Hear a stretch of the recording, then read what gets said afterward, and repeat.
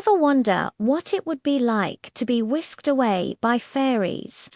We often think of fairies bothering unchristened babies, but old tales say they had power over adults too.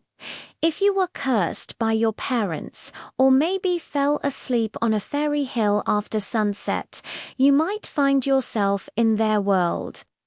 Or if you were careless enough to stumble into one of their wild parties, you could be swept away.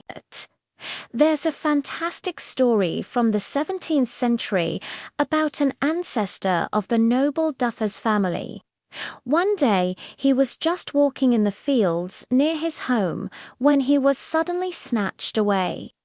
The very next day, he woke up in Paris, of all places, right in the French king's cellar, holding a silver cup. Imagine that. When he was brought before the king, he explained everything. He said he was in his fields the day before and heard a whirlwind. Inside the wind, he heard voices crying, "Horse and Hattock." Now, this was the magical phrase the fairies used when they wanted to travel. Being a bit impulsive, I guess, he shouted "Horse and Hattock" too. Instantly, he was lifted into the air and flown all the way to the king's cellar in Paris. He told the king that he joined the fairies for a drink, and after having a bit too much, he fell asleep. When he woke up, his magical companions were gone, leaving him behind with the silver cup still in his hand. The story goes that the French king was so amused he let him keep the cup and sent him home. For years, the family treasured it, calling it the fairy cup. It was physical proof of his incredible journey. This isn't the only story about that strange phrase. A man named Mr. Stewart, who was a tutor to the Lord Duffers of his time, shared a memory from his own childhood. He said that when he was a boy at school in Forres, he and his friends were playing in the churchyard, spinning their tops. It was a perfectly calm day, not a breeze in the air.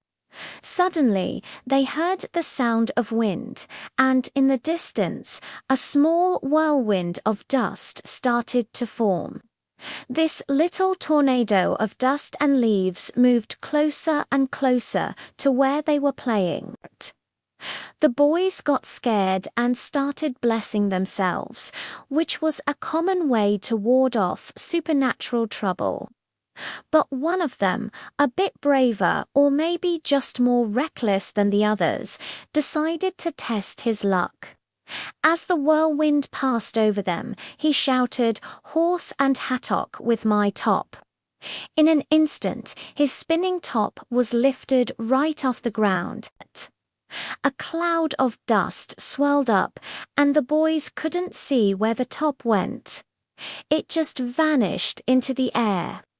They searched all around the spot where it was taken, but it was gone. Later, they found the top again, but it was on the complete opposite side of the church, far from where they were playing. It seems the fairies had taken it for a little joyride and then dropped it. These stories come from a letter written by a Scottish scholar back in 1695.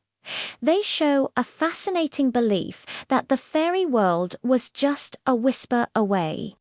A world you could accidentally join with just 2 little words. It makes you think, doesn't it? What would you do if you heard a whirlwind whispering "horse and Hattock"? Would you join in? Thanks so much for watching and diving into these old legends with me. If you enjoyed this, don't forget to like and subscribe for more stories from the past. See you next time.